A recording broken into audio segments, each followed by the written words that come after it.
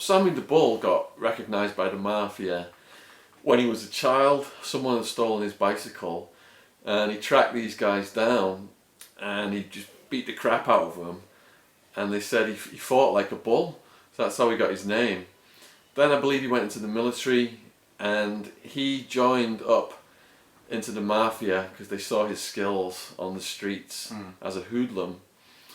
And then when he joined the mafia, you got to do this ceremony where like they take you in a basement. Have you seen Sopranos or Goodfellas? Yeah. And they got like a card of a saint, and they prick your finger and you put blood on it, and then they burn the card, and they say if you ever betray us, like a murder, you're gonna burn, you're gonna be destroyed, just like that card. And he was allied with John Gotti, right, who later became known as the Teflon Don. He was running the Gambinos, but prior to them running the Gambinos, they actually conspired and succeeded in taking out the boss of the Gambino crime family. Now, there's 5 Italian mafia main families, and to kill a boss, it's got to be sanctioned by the Mafia Council. So they did this without the sanctioning of the council, and if you do anything like this, basically it's the death. To kill a boss, it's the death penalty under mafia law. But they did it anyway. They had guys in huge Russian hats and these like fur trench coats. Yeah. They whacked the boss outside of his favourite restaurant, which was Sparks Steakhouse in London, and then they took over. And just because they could. Just because they did. The boss, he had this house on the hill that was like a mansion, a replica of the White House. Yeah. He was strutting around in these silk pyjamas and nightgowns, and he was telling Sammy the Bull and John Gotti they couldn't get involved in taking drug money, yet they believed that he was actually taking money from drug gangs. And Gotti was up to his neck in taking drug money, and he thought that the boss was about to find that out and ordered them to get whacked. So they felt, alright, we could kill 2 birds in one stone, we could save our lives, we can kill the boss, and we can take over the Gambino crime family. And that's what they did. Yeah, hardcore. So, but did you know any of this when they said Sammy the Bull? Was he like a name for you when they said it? When I sobered up and realised, the magnitude of this, because I was aware of the Bull, because he'd been all over the news. Right. These guys had been in the news for years. Every time they tried to prosecute John Gotti, he had this brilliant lawyer, and he always got him off. And that's why they called him the Teflon Don, because no charges would ever stick. So this was this was constantly in the news. And in the end, Sammy the Bull, he confessed to 19 murders and agreed to testify against Gotti. And he only ended up serving like less than 5 years on the whole thing. And Gotti ended up getting a life sentence and he died in prison. Yeah. But the Bull then, his family went to Hollywood. His daughter, Karen Gravano, star of Mob Wives. Right.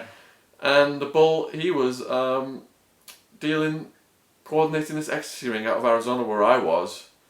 Now, the Bull got arrested about a year or so before my ecstasy ring got arrested.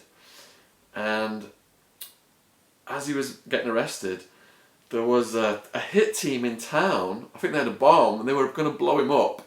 And if the feds hadn't arrested Sammy the Bull and all these people had been surveying him at this time, then the John Gotti's people would have probably killed him. Right. Around that time.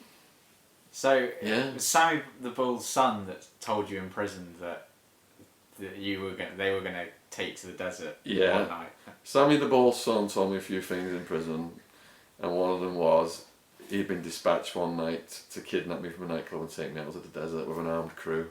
And was he telling you this in like a friendly over breakfast, like, oh, here's a funny story, or was it more of like a so you watch your back? Right, so because that seems like a weird dynamic. Okay, so when I first got to one prison, Sammy the Bull's son, he had press clippings of my stories that had been in the BBC News and stuff like that. Yeah. People had printed them out and mailed them into the prison, and they said that I was an activist who'd exposed all of these conditions in the evil Sheriff Joe Arpaio's jail. So some of the prisoners loved that because most of the prisoners hated Sheriff Joe Arpaio. So Sammy the Bull's son was giving me kudos for doing this. And I said to him, well, why don't you give me some of your stories and we could put them online? Right. And he did give me a couple of stories, but he was quite cagey as well. He gave me a couple of stories, but it was like trying to squeeze him into doing it a little bit.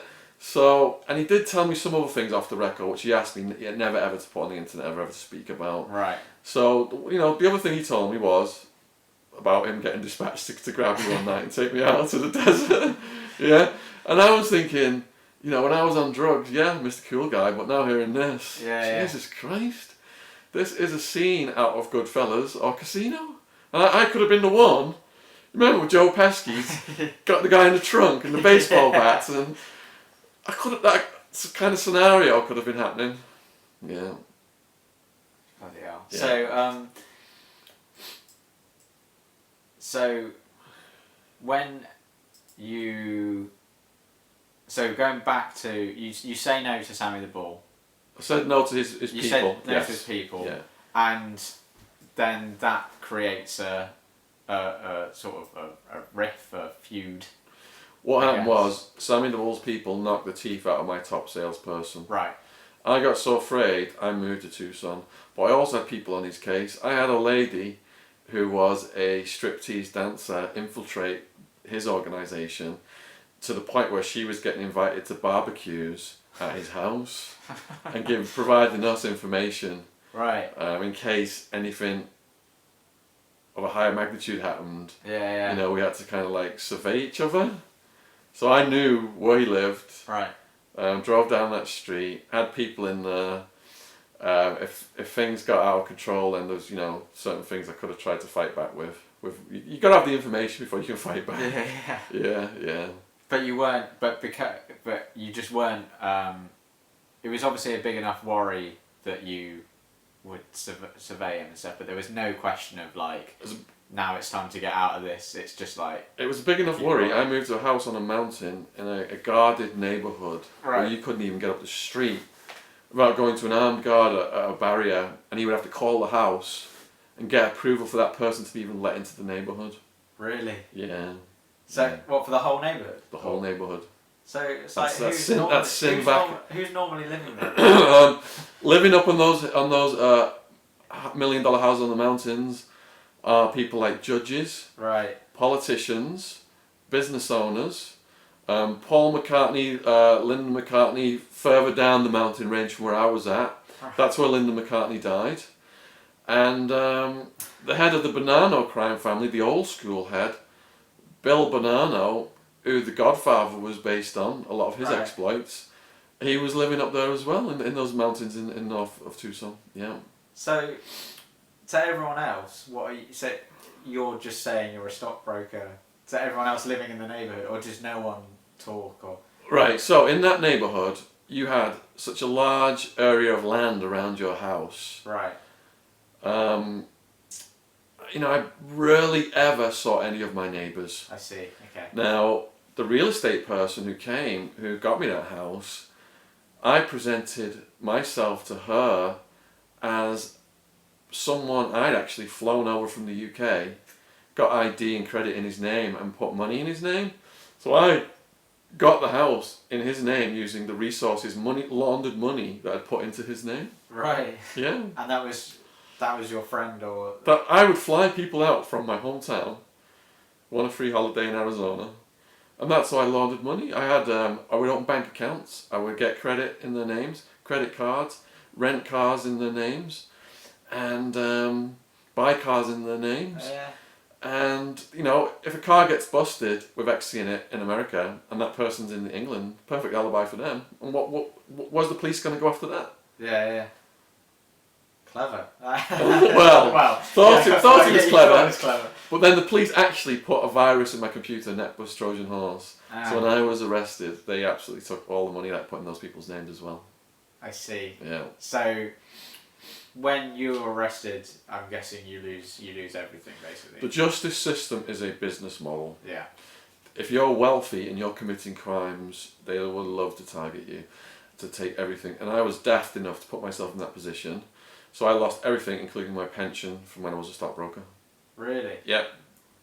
So even the money you made legally, Yeah. because it's just all. If you commit a crime, you open the door to the authorities taking everything in America.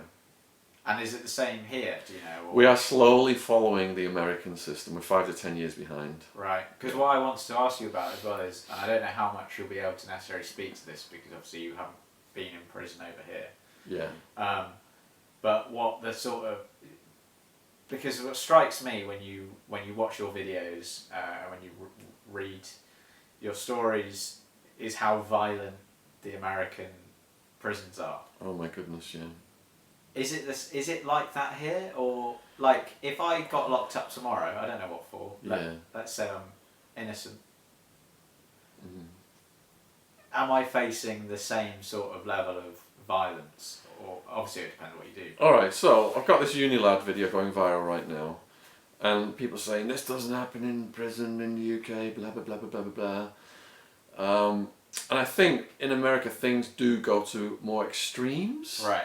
So like rape's so common in America, you've got to go to a rape class now to get taught how not to get raped, which is a complete waste of time. And the violence in the Arizona prisons, I think in the 1980s there was a TV program like 60 Minutes or something, and they said that basically Arizona prison was like the deadliest square foot of land in the whole of America right now was Florence prison, Arizona, something like that. Yeah. People getting killed, people getting beheaded with shovels from work crews, just gang rapings and all this stuff. Then came like proper like 20th century, 21st century prisons with like warehousing people and high tech and cameras and all that kind of stuff. But those guys, the private prisons, they want to keep the overhead down. They've only got a couple of guards watching the inmates, keep the costs down. So Aryan Brotherhood prison gang has complete control over who lives and dies. Yeah. And the drugs thing, you know, most prisoners are in there for drugs. So it's the best customer base possible for the gangs. So the priority of the gangs is the drugs business. And there's so much money in it. They've got guards bringing it in. They've got drones bringing it in. They've got visitors bringing it in. The prisons are completely flooded with drugs. Right. Yeah. Now in the UK, I've spoke to the prisoners. I do talks here. They said it's the same. It's completely flooded with spice right now because spice doesn't show up in the P test. Right. And the P test is used as the carrot and the stick. Guards know everyone's high. If they don't like a prisoner, P test him, take away his privileges, visits, store. I'm getting the feeling that it's not as deadly UK prison as the US, but anything can happen in prison at any time. All it takes is for you to have the wrong cellmate, to have a psycho guard that doesn't like you, to be in there for an offence that the prisoners don't like, a KOS offence, kill on sight, sex offences, crimes against women or children, and things can get very nasty very quickly. In the last year, over 100 prisoners have killed themselves in the UK prison system. Murder and suicide are at an all-time high, and we've had about 5 riots in the UK prison system as well. So they're breaking it down here on purpose, so that they then say the state system's broken, the solution is privatisation. That's what they did in America. You've got so that's where all the money is. That's how the politicians and corporations make their money, by privatising. Right. Yeah. So you think they're just letting it slip so that they can... Yeah, absolutely. You break it and create a crisis, and then you offer the solution, which you make the most money off. And it's not a solution, really. In reality, it doesn't make the prisons any better. It just... No, because in America now, you've got the private prisons paying to tighten drug laws, to keep weed possession illegal. It's the highest arrest category, one of them, in the history of criminal justice in America, to fill these private prisons was weed possession. Almost 1 million arrests a year. Yeah, pedos, murderers, rapists, prisons were built for them. They're a minority of the prison population now because of all these millions of people in prison for low-level drug use, mostly weed possession. Average arrest I saw, black kid, Mexican kid with a little bit of weed, 2 to 5 years. And then once you're in prison, it's easy to get hooked on the harder stuff because the prison's full of 90% of the prisoners shooting up heroin and crystal meth. Yeah. 2/3 hepatitis C from showing dirty needles. And then when it's so violent, it's not sort of surprising when you think, you know, they're looking for an escape or... Well, the young people come in, they're terrified. They think they're going to drop the soap, and they're going to get raped, and they're going to get punked and turned into prison prostitutes, and some of them do. They see that happening. And they think if I don't join the gang, I'm going to end up a prison prostitute. What choice have I got? Yeah. So then the gang tells them to go and kill someone. They add more time onto the sentence.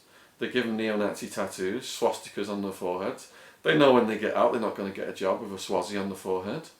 So from both sides, the pressure's on the young people to become institutionalised. The gang knows if we institutionalise them, they're going to keep coming back to us. Yeah. The prison knows if we don't give them any rehabilitation, job skills, educations, if it's drug and gang infested mayhem, they're going to come right back to us. And as soon as they come right back, $50,000 a year of taxpayers' money.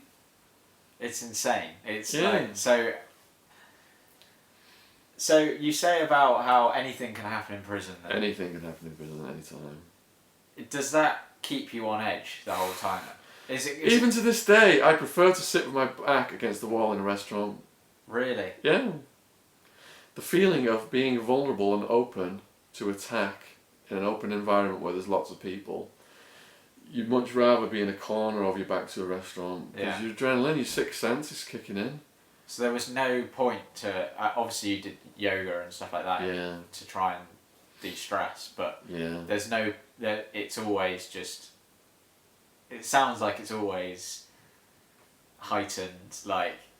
1 minute people playing cards, watching TV, having food, and next thing you're hearing someone's head get smashed against the toilet and someone's just screaming like they're about to die.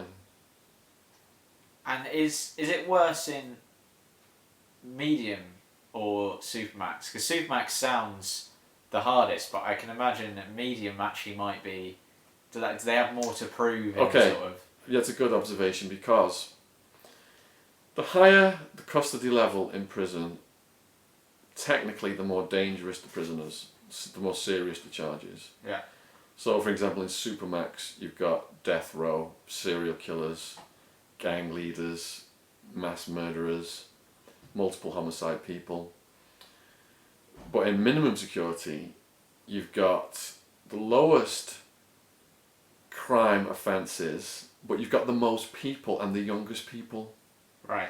So you'd think there would be the most violence in Supermax, but there's not, because there's one person per cell, or two at the most, and they're never allowed out the cells. Yeah. But in minimum, you've got 200 young people in a warehouse, triple bunked, and these kids are trying to prove themselves. On drugs. On drugs. So they call these places gladiator schools. Right. Yeah. Then you go up to medium, high medium, etc. So you've got those different forces at work. Yeah. I mean, some of the best behaved people I ever saw in prison have been convicted of murder, were doing life sentences. They accepted it and they were getting on with it and they weren't kicking off. Because what have they got to prove, I suppose? Exactly. They're going to be up for parole. They don't want a record saying they did all this crazy stuff in prison. You know, they want to get out eventually. Young people come in, you know, some of them have got mental health issues, quite a lot of them. They've been abused as kids, they've got anger problems, they've got chips on their shoulders. You know, person walks past them, what are you looking at? Nothing. You calling me nothing? Bam, bam, bam, bam, bam! Just like that. Yeah. So, you have to fight back, don't you? You can't not fight back. If you're going to prison, they explain to you, if you don't know it already, that if someone hits you or calls you a punk or calls you a bitch, you must start swinging or else everyone is going to attack you from your racial gang. But then you're caught in a catch-22 in a way, because you have a fight, then you get into trouble and potentially more time. And so it's you can't win. You can't. It's a no-win situation, but strategically the gang will allocate an area of the building for fights. Right. That the guards, it's the least observable part for the guards. So for example, in Sheriff Joe Arpaio's jail, in those pods, it was under the stairs, guard towers here, stairs here, and then there was a cell under the stairs. So the view of the cell under the stairs was kind of obstructed by the stairs themselves. So that's where two people would go if they had a beef. Okay. So two people got a beef. Gangs don't want people jumping in on their sides because that causes a riot. Yeah. Then the whole prison gets locked down for days and it stops the drug business. So the protocol is, if two people have a beef, they go in the cell under the stairs, have a fight, the beef is squashed, and you see them sometimes having a smoke and having a hug at the end of the fight. It's routine. Right. Yeah. Yeah. So in a way, it's sort of in a weird way, it's sort of like a fairly, it's like a honour based system in a way. It's kind of like you sort out your problems, you deal with that, and then you move on. It's And then kind you've of got your honour back. Yeah. You've stood up, you've showed heart by having a fight. Even if you lose, you've showed heart, you've got your honour back. Life goes on. Right. But there are some people who won't let that level lie. Yeah. And will come at you with a shank, or wait till you're in the shower naked and do something really dirty, or they'll bite one of your fingers off, Yeah, or they'll try and pluck your eyeball out. So it's not as simple as just like, let's go have a fight and No, sort it. no, there are people in there who will go to extremes. People that have got no limits. Yeah. Yeah. So you took up yoga in the prison. Yeah, yoga and meditation helped me get off medication and learn to get my anxiety under control. That was an anxiety that I didn't understand, that had driven me throughout my life to self-medicate with drugs. Right. And I saw something you said you believe in karma. Yeah. And I was just wondering, not to question your belief in it, Yeah. but just wondering how you believe in karma in a prison where like horrible violence is going on and the guys just sort of get away with it. How does that... Okay, so I brought my incarceration upon myself. Yeah. Through my poor choices. I was worth a couple million in the stock market. Didn't even need to be doing the drugs. But I thought I was a character out of a movie. Yeah. And my ego was huge. So I brought all of those consequences upon myself. That was my karma. Yeah. My karma was I harmed American society. So now I'm trying to restore my karma by talking to young people in schools and colleges in the hope they won't make my mistakes. Yeah. And has that belief helped you, like get through all the pain's the wrong word, you know what I mean? You feel really guilty for letting society down, letting your family down, letting your loved ones down. It's a huge weight. And trying to restore their faith in you takes work. Yeah. If I'd have got out and gone back to drugs and living that wild lifestyle, my parents, it would have really done them in, So I feel really lousy for what I caused them. And I've tried to work diligently to restore their faith and the public's faith and balance my karma out from the harm I caused. Yeah. And I saw you were on a BBC show, The Big Questions. Yeah. And you were debating the death penalty. Yeah. And obviously that sort of came up about how because you've rehabilitated, you can go and help school children by telling them your story. Yeah. Whereas if you just got death penalty, it's like, well, Yeah. But there, that guy on there who you're arguing with is really sort of solid on. Yeah. And I just thought there was a really nice moment where a primary school teacher put his hand up and was like, it was basically like backed you up and supported you. Yeah. And I just thought it was a really nice moment. There's not really a question there. That's just like, I just thought it was really nice. Yeah. So Well, I was for the death penalty until I went through incarceration. I thought if someone kills my family in cold blood, I want those people to die. Right. But once I saw the reality of what happens, they reckon about a third of these people on death row are innocent. Yeah. My lawyer's got one off death row. Prosecutors, detectives have got pressure on them to solve these murder cases. Typically they'll grab a black guy or someone with some criminal history. The governor will fry that person in the electric chair just before he's getting re-elected to show he's tough on crime to get more votes. Yeah. It's a really sick, racist, corrupt system whereby people use the most poor and vulnerable people in society for their own political and career ambitions. Yeah. That guy my lawyer got off, the state of Arizona knew he was innocent, and they suppressed the DNA. They lied about the bite mark on the victim, said it matched his teeth. They paid an expert witness $50,000 say it did when they knew it didn't. And even after they knew, they didn't even give an apology. And They would rather execute an innocent person than all of their careers and their reputations unravel. So there are bigger psychopaths working in the justice system than the guys behind bars. Yeah. So you can't... Humans make errors and there's corruption, and when it comes to human lives, it can't be trusted. You know, No. people find excuses to kill other people constantly, and to be lopping women's heads off in Saudi Arabia for sorcery and witchcraft. Yeah, which the guy you were debating had no answer for at all. It was like, Yeah, you can't have one thing and not the other. Really, exactly. It's all lumped into one Yeah. thing, isn't it?